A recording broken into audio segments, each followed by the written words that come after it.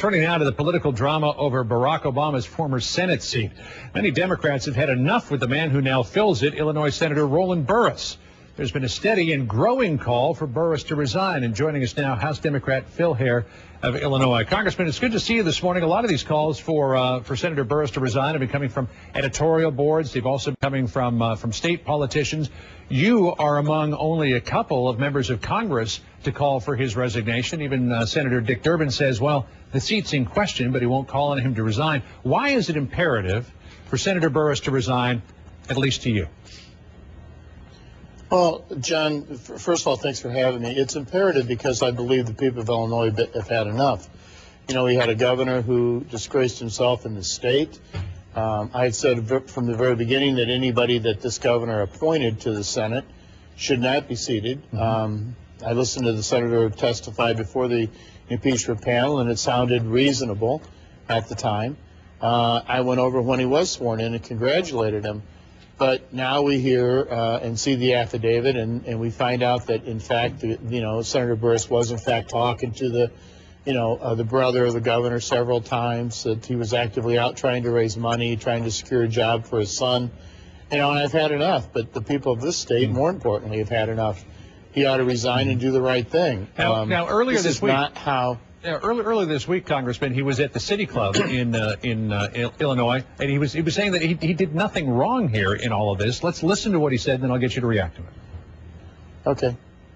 I ask you today to stop the rush to judgment. You know the real Roland. I have done nothing wrong, and I have absolutely nothing to hide. He says he's done nothing wrong. He's got nothing to hide. You don't believe him? I don't believe him, quite frankly. He went out and attempted to raise money for the governor from several people. He was unsuccessful at doing it, but he did. I thought I did know the real Roland. I've known him for 30 years in government service in Illinois. I think what Roland should have done is what Congressman Danny Davis from our delegation did, which was when the governor offered the position to Danny, he said, with all due respect, anybody but you, I might take the appointment. So I think Roland actively wanted this job. I think he went out and tried to do everything he could to get the job. But most importantly, he was under oath, and 3 times before this impeachment panel, he was asked, and he denied all 3 times that he had any contact, never raised any money. He may not have given the governor a single dime, but it wasn't because he didn't try. And the point of this, John, candidly, is when you're under oath, I think most people expect you to be honest and tell the truth, and Senator Burris did, and I think it disqualifies him. And this state has been through enough. And Congressman, we're not just talking about any Senate seat here. This is President Obama's former Senate seat. This is a Senate seat that was occupied by a freshman rock star who rose to the highest echelons of American politics, became a symbol for so many people in America and people around the world, and now it seems to be mired in this swamp of controversy. Well, it is, and let me tell you, this is a wonderful state with good people. We have high unemployment. We should be focusing on trying to keep people in their homes. We just passed a stimulus bill.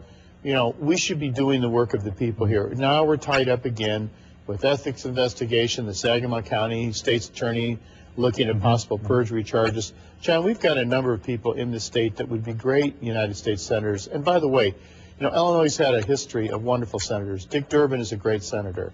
We've had Paul Simon. We've had Paul Douglas. We've had Everett Dirksen.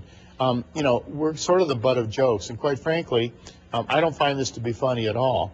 And I think if Roland Burris had any courage, he'd look in the mirror and would come out. And the only time he needs to talk to the press is to say, I've decided I'm going to step down. And I think that would be in the best interest not only of the state, but of the people of the state. Congressman Hare, Democrat of Illinois, it's good to talk to you this morning. Thanks for joining us. Good to talk to you, John. Karen? All right.